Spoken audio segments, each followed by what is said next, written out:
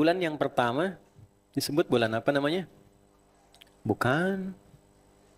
Bukan. Ah, bukan, jangan maksa. Oh, ya. Bukan Muharram ya, tapi Al-Muharram. Nggak pakai oh, al, al, al, al. Kalau L baru nikah kemarin. Al, al. Jadi ada Muharram, ada Haram, ada Al-Muharram. Itu berbeda secara makna. Kalau ingin kita katakan segala yang diharamkan, segala yang dilarang, itu namanya Muharram. Apa namanya? Muharram. Misal, mencuri itu muharram, dilarang, nggak boleh. Berdusta itu muharram, mabuk itu muharram, oke? Itu nggak boleh. Hukumnya disebut haram. Hukumnya disebut apa? Haram. Haram itu asalnya seakar dengan kata hurmah, diserap ke dalam bahasa Indonesia hormat. Ya, kenapa hukum haram muncul? Hukum haram itu asalnya secara filosofis dihadirkan bukan ingin membatasi perilaku seorang hamba, bukan. Tapi menjaga kehormatan seorang hamba supaya tidak runtuh di hadapan Allah. Tidak jatuh di hadapan manusia. Sebab perbuatan-perbuatan ini kalau dikerjakan kehormatan itu turun. Misal, ada orang menipu misalnya. Kenapa menipu itu hukumnya haram? Karena ketika dikerjakan kehormatannya runtuh di hadapan Allah. Jatuh di hadapan manusia. Sedangkan Allah Tuhan yang Rahman dan Rahim tidak menginginkan status hamba itu buruk dalam kehidupannya. Ya, korupsi itu haram karena ketika dilakukan meruntuhkan kehidupan, menghilangkan kehormatan. Berkata-kata kotor itu haram karena ketika dikerjakan kehormatannya hilang. Nggak percaya silakan keluar dari sini ngomel yang kencang, kata-kata kotor tuh. Pasti jatuh kehormatannya. Itulah hukumnya disebut apa? Haram. Perbuatannya muharram. Nah, jika kita ingin mengevaluasi diri misalnya, mengeluarkan segala hal-hal yang haram, memulai untuk melepaskan dari segala hal yang terlarang, karakter yang kurang bagus yang melekat pada diri kita yang ingin kita rubah jadi lebih baik, tambahkan untuk menunjuk waktu al di depan katanya. Al-Muharram. Kalau ingin hijrah, berusaha menjadi lebih baik, maka yang harus dilakukan adalah berusahalah di waktu ini untuk berevaluasi diri dengan meninggalkan segala perbuatan-perbuatan yang kurang baik yang mungkin selama ini dikerjakan. Itulah kenapa bulan pertama disebut apa? Al-Muharram. Jadi hijrah itu bukan persoalan masuk kajian tertentu, masuk kelompok tertentu, masuk masjid tertentu, pindah ke tempat tertentu, bukan itu poinnya. Kan? Poinnya adalah bagaimana kita memulai diri dengan meninggalkan segala sifat dan sikap yang dinilai kurang baik oleh agama. Jelas ya? Baik, jadi ini poinnya. Bulan kedua, masih ingat? Safar. Safar, Safar. Apa artinya safar? Safar itu 0, kosong. Kosong, sifra. Safar 00. Dulu di era jahiliyah, bulan ini dinamakan Safar karena kebanyakan pemuda laki-laki itu merantau. Keluar. Ya, sebelum Bang Iko Uwais bikin film merantau itu, orang jahiliyah udah merantau duluan tuh. Dia keluar. Ada yang ke daerah Syam. Syam itu 4 negara sekarang. Syria, Lebanon, Palestina, Jordan tuh. Itu Syam wilayahnya. Ada yang ke Yaman. Ya, berangkat.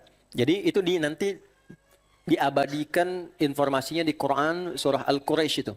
Li'ilafi Quraisy, ilafi rihlat asy-syita was-shaif. Jadi kebiasaan merantau, ada yang berdagang dan sebagainya, keluar itu ya. Nah, karena banyak yang keluar, Mekah dulu kan nggak seperti Mekah sekarang. Ya, sekarang kan ramai betul kan penduduknya. Dulu kan ya kita bisa katakan masyarakatnya terbatas, tinggal di rumah-rumah terbatas, di area Ka'bah. Jadi kalau keluar tuh kelihatan kayak kosong tempatnya. Maka waktu-waktunya merantau yang membuat komunitasnya jadi lebih berkurang, seakan tempatnya terasa kosong, bulannya dinamakan dengan apa? Sifra. Di masa Islam, kata ini dipertahankan untuk menunjuk esensi hijrah. Apa cirinya orang berhasil hijrahnya? Salah satunya ketika kekurangan-kekurangan, ketidakbaikan-ketidakbaikan berhasil kemudian dieliminasi, dikurangi satu-satu, sehingga karakter yang negatif itu menjadi kosong. Jelas ya? Berlatih dalam sepekan untuk membiasakan kosakata yang buruk diganti jadi baik. Sehingga yang buruknya sudah nggak ada lagi. Kalau pulsa katanya itu sudah nol, yang buruk di dalam hati kita, maka tinggal yang baiknya. Kan hukumnya begitu. Baik lawannya apa? Buruk. Jika yang buruknya ditekan, yang baiknya muncul. Demikian sebaliknya, jika yang buruknya itu dominan, yang baiknya tandanya itu minimal. Di antara putra Nabi yang mewarisi karakter kemuliaan, sifat Nabi, Qurannya Nabi, itu Sayyidina Hasan, cucu Nabi SAW. Baik ya? Hasan bin Abi Thalib radhiyallahu taala anhuma. Yang mewarisi fisiknya Nabi, ketampanannya, kekuatan itu Sayyidina Husain. Baik ya? Bin Ali bin Abi Thalib radhiyallahu taala anhuma. Pelan-pelan ya. Al Hasan itu saking baiknya pribadinya. Setiap kata yang keluar dari lisan beliau itu kata-kata yang sangat mulia. Dan sulit menemukan kata-kata yang tidak baik. Di era fitnah yang sangat dahsyat, fitnah kubra itu, saat keluarga Nabi banyak dicela. Bahkan di mimbar-mimbar itu karena fitnahnya begitu tajam dan besar, itu sangat tidak masuk akal. Ada orang yang mudah mencela. Satu kali, Al-Hasan dan putranya dalam satu riwayat ya, silahkan nanti divalidasi dalam sejarah, sedang jalan. Itu caci maki. Caci maki habis dia, beliau diam. Nah perhatikan komentar anaknya nih, putra beliau. Jadi begitu orangnya pergi, anaknya berkomentar begini, ya abati lima lam tarud. Ayah, demi hormat dan sayang Nanda pada ayah, ya kan? Mengapa ayah nggak balas? Untuk sekedar mengatakan, saya nggak begitu, nggak seperti yang kau tuduhkan misalnya. Kenapa nggak dibalas ayah? Perhatikan kalimatnya ya. Fa'ana la adri kaifa arud. Ayah tuh nggak tahu jawabnya gimana. Saking tidak menemukan kosakata yang negatif untuk merespon itu. Takutnya gini, takutnya keluar kata, saya nggak seperti yang Anda duga pun takutnya berpikiran nggak baik. Saya nggak seperti yang Anda sangka, berarti nyangka kan? Ya? Saat istri bikin status pada suami misal, nggak nyangka ya, nyangka itu. Atau sebaliknya. Di saat seorang bilang nggak nyangka, sedang apa ya? Nyangka. Bapak nggak tahu gimana cara jawabnya. Takutnya ketika bilang, aku nggak seperti yang kamu tuduhkan. Nuduh kan? Nah, untuk mencari itu pun nggak bisa gitu. Jadi, kalau kita ingin menjadi lebih baik, berupaya untuk mengoreksi diri, introspeksinya, ya, untuk semua, termasuk ustadz siapapun. Sampai menemukan potensi negatif itu nol. Lalu muncul bulan yang ketiga. Apa yang ketiga? Bulan kelahiran Nabi? Rabi'ul Awal. Rabi'ul Awal. Rabi'ul Awal. Rabi itu asalnya tumbuhan mulai mekar, bunga-bunga indah dilihat, ya, pertanda keindahan, kebaikan dan seterusnya. Maka dijadikan analogi di sini sebagai sebuah kias. Berhasilnya hijrah seseorang ketika yang tidak baiknya itu biasa ditekan sehingga kosong, tumbuhlah kemudian bunga-bunga kebaikan dalam dirinya. Yang tadinya lisan kata-katanya kurang bagus, kosong, tumbuh bunga-bunga yang baik. Kalimat-kalimat yang indah, kosakata positif. Ya, ini ilmunya agak dalam ya, dan saya pelajari ini. Ini ada bukunya, ada kitabnya, ada turunannya. Saya tuliskan ini di buku kami, salah satunya namanya Makna Ayat Puasa. Jadi secara referensi ini bisa digali. Nah kemudian yang keempat apa? Saya cepat ya. Rabi'ul Akhir, bukan Tsani ya, Rabi'ul Akhir. Kalau Tsani nanti ada yang Tsalis, Rabi' lagi dan seterusnya. Rabi'ul Akhir, berakhirnya Rabi'. Ya, sudah mulai sedikit yang tumbuh, sudah mulai mau masuk gugur dan sebagainya. Maaf, kalau sudah jadi baik, jangan menyimpulkan sempurna. Tidak ada manusia sempurna. Ya, yang perlu dijaga konsistensi. Kadang-kadang konsistensi itu tidak mudah. Ya, untuk konsisten itu nggak mudah. Mempertahankan kebaikan itu nggak mudah. Konsisten itu nanti dalam babnya itu ada 9 tahapan ke atas.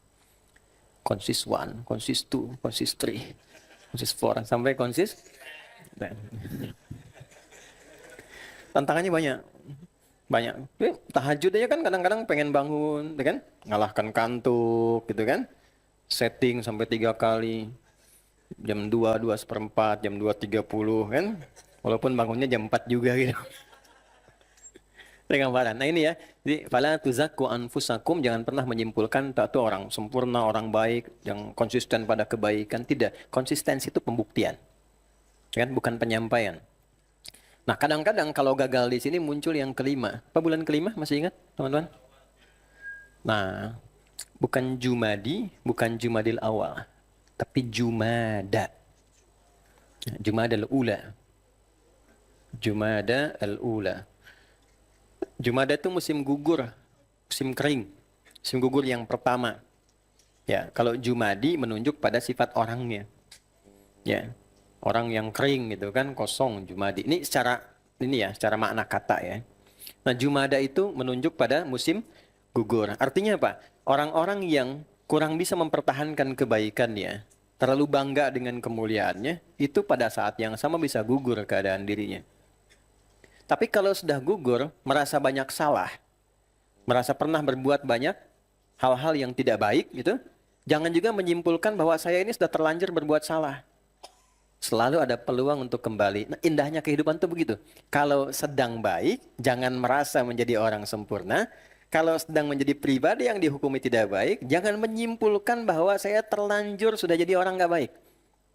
Selalu ada peluang untuk menjadi lebih baik. Ya. Teman-teman pernah dengar kisah Fir'aun nggak? Pernah kan? Coba ibu catat deh ya. Boleh bikin status tuh. Fir'aun itu Fir'aunnya Fir'aun.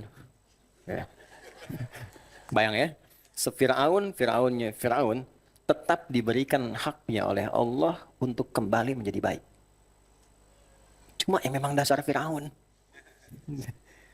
Coba dikirimkan 2 nabi Rasul. Nggak tanggung. Nabi Musa, Nabi Harun. Hanya untuk mengembalikan Fir'aun jadi baik. Hanya untuk memberikan hak Fir'aun menjadi lebih baik. Anda bayangkan, sejahat-jahatnya Fir'aun, haknya masih diberikan. Dan itu pemberian haknya diiringi dengan instrumen kelembutan.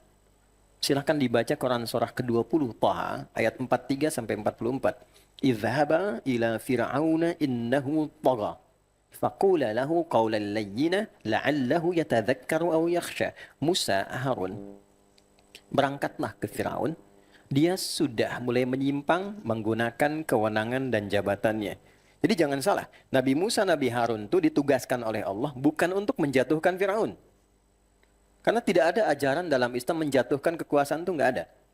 Ya kan? Yang paling menarik apa? Mengingatkan Firaun supaya jabatan itu digunakan dengan baik sehingga melahirkan maslahat. Dan kalimatnya indah. Nasihati dengan lembut, dengan baik, mungkin dengan kelembutan itu ada kesadaran pada dirinya untuk berubah. Indah sekali. Tapi poin pembahasan kita adalah seburuk-buruknya perilaku Firaun tetap mendapatkan haknya menjadi baik. Maka siapa kita yang tidak mendekati keburukan Firaun? Jadi jangan pernah menyimpulkan kalau pernah sekali salah, lantas sudahlah. Terlanjur basah saya salah, sudah divonis orang salah. Ingat, hisab kita itu kaitannya sama Allah, bukan opini publik. Banyak orang jatuh itu karena tergantung pada opini publik. Dan sekarang yang tidak rasional, standar keberhasilan bekerja diukur berdasarkan opini publik. Itu sesuatu yang tidak masuk akal. Pasti berubah. Ya? Nah jadi kalau sudah banyak berbuat kesalahan, jangan simpulkan selalu salah. Selalu ada fase yang ke-6. Jumadal akhirah. Berakhirnya musim kering, musim gugur. Ini yang dimaksud Quran surah ke-39 ayat 53. Qul ya ibadiyalladzina asrafu ala anfusihim la taqnatu min rahmatillah. Muhammad katakan, viralkan pada hamba-hambaku yang mungkin telah mengoleksi banyak kejahatan dalam hidupnya. Jangan menyimpulkan bahwa tidak ada kesempatan menjadi baik. Jangan putus asa dari rahmatku. Innallaha yaghfiru dzunuba jami'a. Allah pasti akan memberi kesempatan dengan mengampuni semua dosa yang pernah dikerjakan dalam hidup. Jadi kalau teman-teman belajar lebih dalam di Quran, itu menariknya ada jalan kembali. Jalan kembali itu tobat namanya. Ya, yang algoritmanya itu doa sekaligus bimbingan. Kalau kesalahannya ini, doanya begini, bimbingannya begini. Kalau kesalahannya ini, zikirnya ini, doanya begini. Salah pada orang tua, salah pada pasangan hidup, salah pada anak, salah pada keluarga, pada tetangga. Itu ayatnya spesifik. Saya kaji keluarkan satu-satu tuh. Misalnya sampai ke yang tingkat kompleks. Misalnya pernah menghilangkan nyawa orang, gitu ya. Ini ada tuh ayatnya, zikirnya ini, tobatnya begini, lalu kebaikannya diukur seperti ini. Sehingga kehormatannya kembali lagi. Nah, kehormatan yang tinggi, yang dijaga, yang agung, yang dipertahankan, itu bahasa Arabnya disebut Rajab namanya. Pak Rajab, Bapak yang terhormat. Oke? Nah, jadi penamaan itu ada maknanya, bukan sekedar nama yang dituliskan, tidak. Ya. Nah, setelah itu kemudian ada bulan ke-8. Di masa itu pengantar kepada musim panas, musim yang sangat terik. Yang saking teriknya kadang-kadang sumber-sumber air, ya, sumur-sumur itu kering. Maka sebelum masuk ke puncaknya, masyarakat itu kompak membuat kelompok-kelompok untuk mencari air, mencari sumber. Di masyarakat itu mengelompok, dalam bahasa Arab tasya'ub. Kalau banyak kelompoknya disebut Sya'ban namanya. Ke bulan ke-8 disebut apa? Sya'ban. Bulan berkelompok untuk mencari sumber air. Puncak panasnya pada bulan ke-9. Itu begitu teriknya, kadang-kadang sifatnya membakar. Kan uapnya tipis kalau di Timur Tengah. Ya, jadi kalau kita simpan kerupuk, itu terbakar. Di sini mengecil. Tuh ya, sana terbakar. Nah, dalam bahasa Arab, yang terik membakar itu Ramadan. Kalau semakin terik, semakin membakar, Ramadan namanya. Ya, makanya dipertahankan dalam Islam. Kenapa bulannya dinamakan Ramadan? Karena di sana membakar dosa-dosa kita. Ya, menghanguskan kesalahan kita. Sehingga ketika lulus di Ramadan, meningkatlah amal kebaikan kita, hilang kotorannya. Maka bulan ke-10 disebut Syawal namanya. Ya, 9 Ramadan, 10 apa? Syawal. Asalnya di masa jahiliyah, bulan Syawal ini artinya meningkat, nggak ada kaitan dengan ibadah. Asalnya kaitannya dengan jumlah penduduk. Teman-teman masih ingat nggak? Waktu penduduk merantau itu di bulan keberapa? 2 kan? Safar kan? Nah, bulan 10 mereka pulang. Kembali lagi. Kenapa kembali? Karena persiapan orang yang dikunjungi itu, yang merantau ke tempat itu, justru akan datang ke Mekah. Ya, kalau kita mau ke sana, orang yang datang kan ngapain pergi kan? Karena Mekah akan jadi titik sentral, perdagangan, sentral ritual, dan sebagainya. Di waktu itu semua datang. Maka balik lagi lah penduduk-penduduk dari Mekah itu. Meningkatlah jumlah penduduknya. Ketika meningkat itu disebut dengan Syawal. Di bulan ini. Nah, kenapa mereka kemudian kembali datang? Karena yang dikunjungi mau datang, persiapan bulan ke-12. Namanya bulan haji. Dzulhijjah. Dzulhijjah. Bulan haji. Datangnya musim haji. Di antara musim haji itu ada yang berhaji, ada yang melihat haji itu sebagai objek pasar. Ekonomi, teorinya. Jadi ke sana bukan untuk haji, untuk dagang. Ini yang dimaksud Al-Baqarah ayat 198.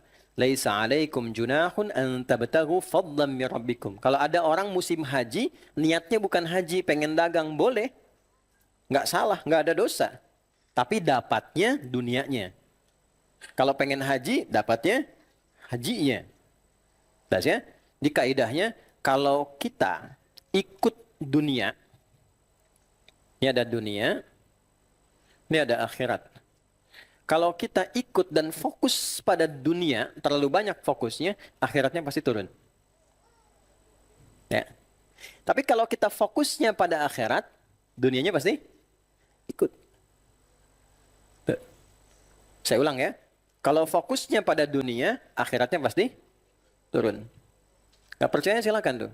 Kerja yang banyak aja. Pasti baca Qurannya sedikit. Sholatnya pasti yang penting cukup. Wajib aja. Tapi kalau kita balik ke sini, akhirat kita kejar, dunianya pasti ikut. Nggak akan turun. Itu yang dimaksud di Al-Baqarah ayat 200 sampai 201. Yang 200 itu konsep yang pertama.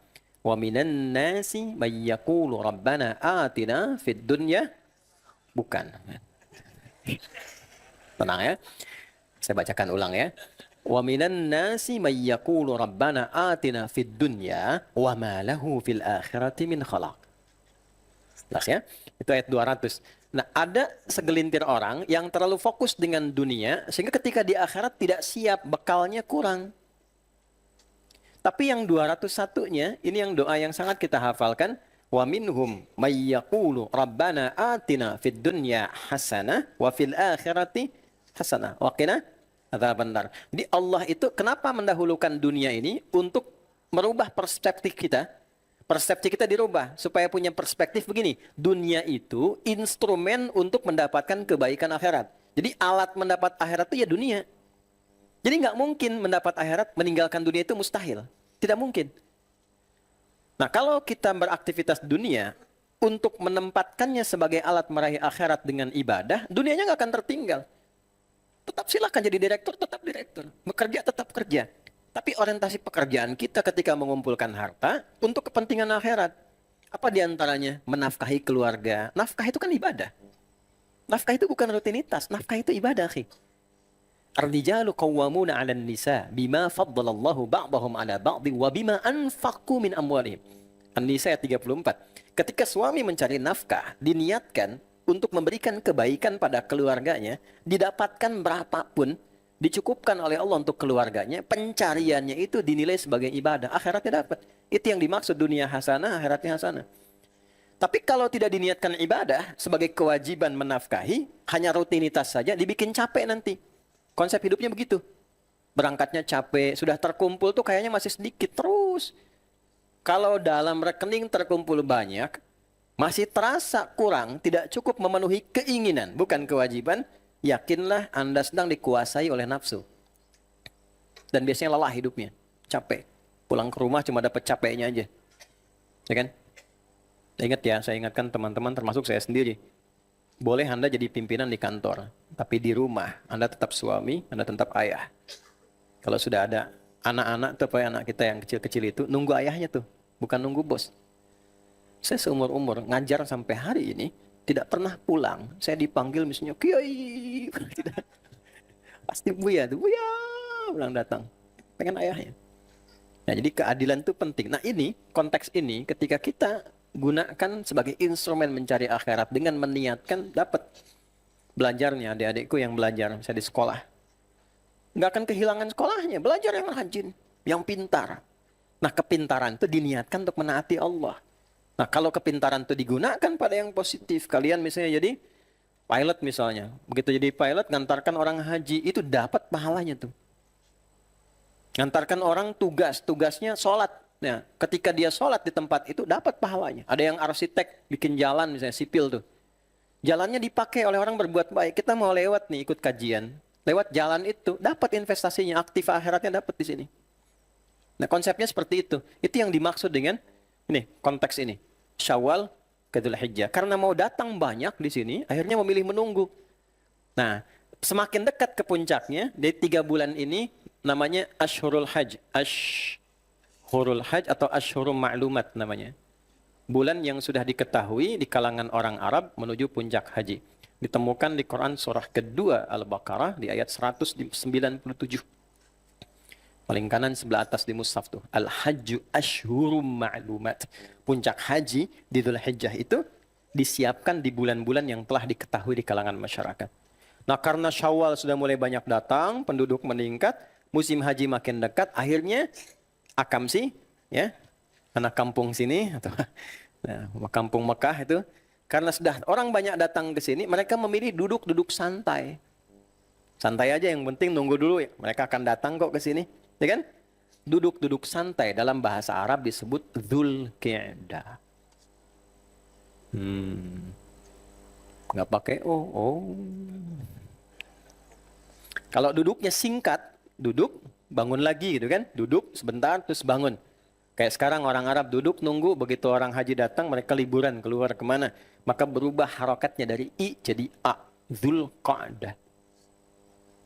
Duduk singkat, qa'dah. Duduk santai, qi'dah. Nah, ini bulan keberapa? 11 kan? Oke. Bulan ke-11, bulan ke-12, bulan ke-1, dan bulan ke-7. Ini dikategorikan dalam Al-Quran sebagai bulan evaluasi, bulan introspeksi. Namanya Arba'atun Hurum.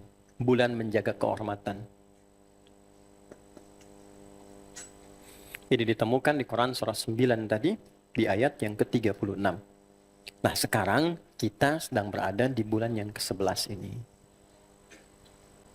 Maka konteks kajian ini adalah bagaimana mengeluarkan petunjuk beramal di bulan 11 ini, sehingga dengan petunjuk itu merubah pribadi kita menjadi lebih baik, dan siap kita menjalani lembaran baru kehidupan dengan lebih mulia dibandingkan hari-hari sebelumnya.